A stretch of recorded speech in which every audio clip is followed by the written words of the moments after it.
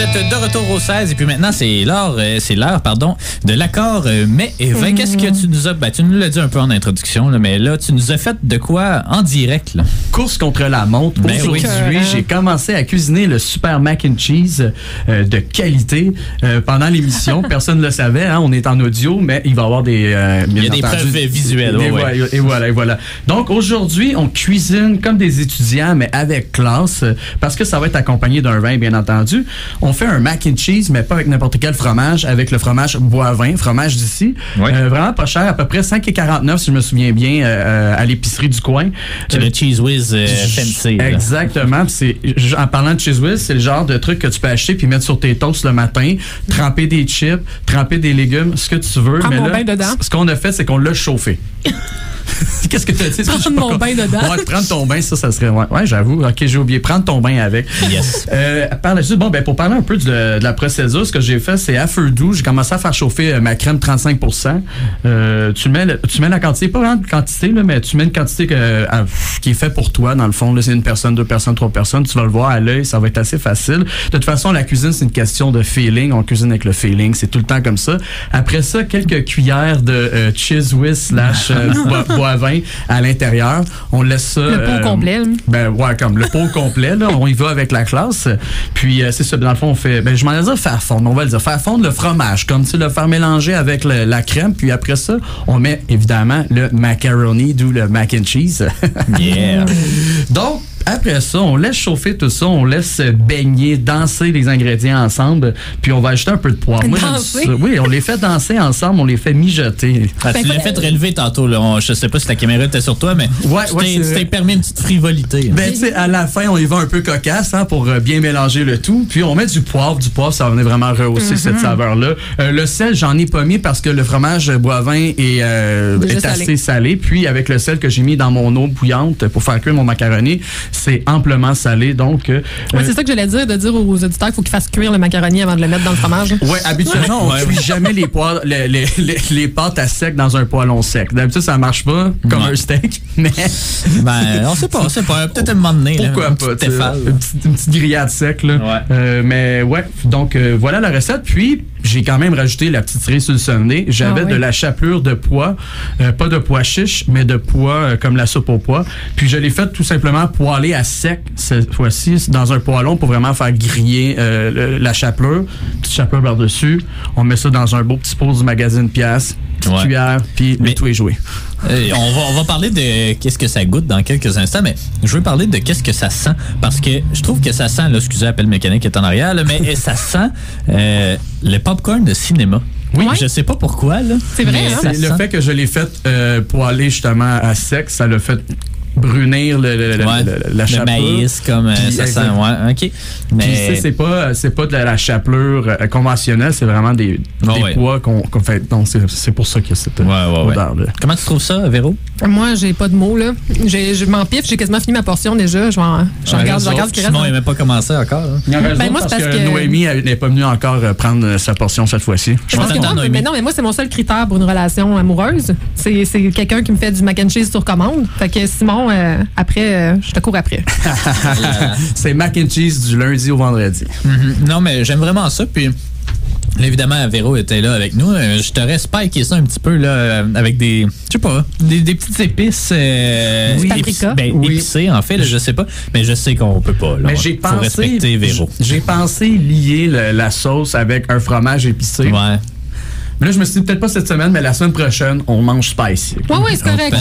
Je vais vivre avec, là. C'est correct. Prépare tes intestins. Je vais m'amener de l'aloès pour me gargariser après. Là. Ouais. Non, mais c'est vraiment très, très bon. Écoute, puis ça a pas l'air... c'est vraiment pas compliqué, là. Je t'ai vu le faire devant moi. C'est dans tes cordes, Alex. Ouais, c'est dans mes cordes. C'est pas cher, là. Non. C'est sûr que, moi, me connaissant, je prendrais quand même du Cheese Whiz. Ouais. mais tu sais, je comprends, je vois l'effort. Là. Ça, t'auras pas de fin de semaine pour moi. Mais Alex, pour te rassurer, le Cheese Whiz est là, à gauche, puis juste en face, il y a Boivin, dans le frigidaire. Non, je sais. Je sais tout ça. Je t'entends. Mais ma blonde, elle en prend souvent du fromage boivin, mais elle trempe ses tostitos dedans, là, puis elle aime bien ça. Ben, des fois, elle fait. Surtout pas que du vin blanc, hein, ça. Non. Mais je pense qu'elle en fait en plus des mac and cheese avec ça, là, mais nous autres, ce qu'on aime faire aussi, c'est en rajouter un peu de fontina fumée de l'abbaye Saint-Benoît. Là. Oui. Il est tellement bon ce fromage-là. Là. Mais en tout cas, ça, c'est des goûts de luxe. Là. Ouais, c'est ça. Ça, c'est un samedi soir, là, bien arrosé. T'es plus aux études, toi, tu sais. Non, c'est ça. C'est pas un pré-bourse qu'on attend depuis 4 jours. Là, au contraire, là, quand le pré-bourse il rentre, laisse-moi te dire que ça se gâte quand même pas mal. Ben, oui, on peut se gâter aussi avec un vin. Puis là, qu'est-ce que tu nous as préparé, Véro? Après ta bouchée. En fait, c'est ça, cette semaine, je l'avais spoilé un peu il y a 2 semaines, là, mais on va goûter un vin orange. Depuis 2 ans, il y a comme une ascension de ce type de vin-là. Puis je vais expliquer premièrement aux gens aujourd'hui pourquoi le vin en question est orange. Qu'est-ce que c'est en fait? Pourquoi c'est cette couleur-là? C'est pas parce qu'ils ont mis du colorant ou quoi que ce soit. C'est parce que c'est du vin blanc. En fait, dans le cas du vin qu'on boit en ce moment, un alliage de Pinot Grigio à 50% et de Gewürztraminer. Ça, c'est un exercice de diction en soi, selon ces pages-là. Donc, c'est un alliage 50-50 de raisin de vin blanc, mais la raison pourquoi il y a une petite couleur orangée comme ça, c'est qu'il le vinifie comme du vin rouge. Donc, c'est-à-dire qu'ils n'enlèveront pas la pleure des raisins. Moi, je ne voudrais pas être celle qui enlève la pleure des raisins. Ça doit être long, hein, comme ça.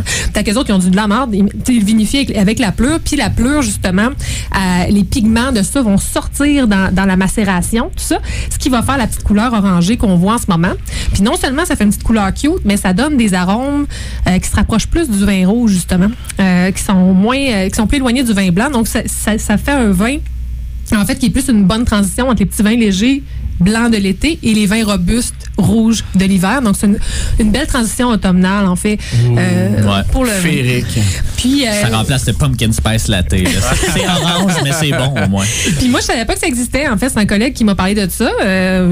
Honte à moi, mais je savais pas. C'est la première fois que j'en bois avec vous aujourd'hui. Puis c'est ça, c'est des vins qui peuvent avoir l'air vite de même sucrés, mais ils sont pas sucrés.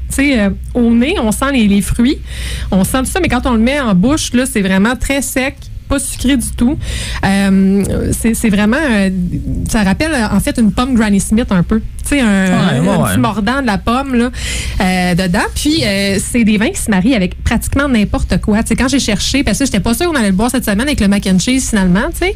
Mais ça fait pas mal d'orange dans un même repas. Je voulais faire des huîtres épicées, mais c'est ça, on n'est pas 3 ici qui aiment les huîtres. Là. Mais moi, je sais pas, j'ai jamais goûté. Ben, attends, oui, des huîtres, c'est ça. Des moules, ça, je sais que j'aime ça, mais des huîtres, j'ai jamais goûté. Mais c'est sûr que niveau texture, c'est pas top. C'est ça. Je suis un gars de texture, moi. Du yogourt, c'est trop texturé pour moi. Je suis pas capable. Moi, quand j'ai l'impression de manger le nez de ma nièce, là, il y a un petit rhume de garder. Prochaine fois, ça sera peut-être ça, des moules épicées. On verra. Ah, écoute, on va tenter ça, mais je sais pas si tu avais fini de le présenter. Ben, pas mal. Donc, c'est ça, c'est les dernières petites choses, peut-être à propos de ce vin-là, qui est important. On peut se dire, mon Dieu, ben, c'est pas un vin rouge, c'est pas un vin blanc. On sert à quelle température, ce vin-là? Ben, écoutez, je pensais jamais que les moyennes en mathématiques allaient me servir dans la vie. Oui, aujourd'hui. Donc, c'est entre la température du vin rouge et du vin blanc. Fait que ce que j'ai fait, le vin blanc, c'est entre 6 et 10 degrés. Puis le vin rouge, c'est entre 14 et 18. Fait que moi, j'ai pris le maximum des deux. Fait que 10 puis 18. Divisé en 2, ça fait 14. Fait que 14 degrés, c'est une bonne température pour le servir. Ah ouais. Je saigne-tu du nez? Non, ben j'essaie de calculer. Moi, je serais allé avec le 10 degrés. Moi, je serais allé appeler. C'est parfait pour aller boire dehors, dans le fond. Ben, c'est ça, à l'automne, c'est parfait. Tout ça. Je vous dis, c'est un vin parfait pour l'automne. Puis il y en a en SAQ, il n'y en a pas une tonne. Fait que faut y aller. C'est saisonnier, j'imagine, ou pas vraiment? Non? Je sais pas, je pourrais pas te répondre, mais je sais qu'en ce moment, il y en a beaucoup en SAQ, mais pas 50 sortes. Puis ça part vite. Les gens aiment bien ça, ce vin-là, parce que comme c'est pas un vin blanc, c'est pas un vin rouge. Fait que pour les couples comme toi et ta blonde qui s'entendent pas sur le vin rouge, vin blanc, mettons, mais ça pourrait faire un bon mix. Peut-être tu pourrais passer ça à ta blonde. Peut-être qu'elle aimerait ça. Peut-être, mais je pense qu'on en avait déjà essayé un, il me semble, il y a pas si longtemps. Puis effectivement, là, ça passe quand même assez bien.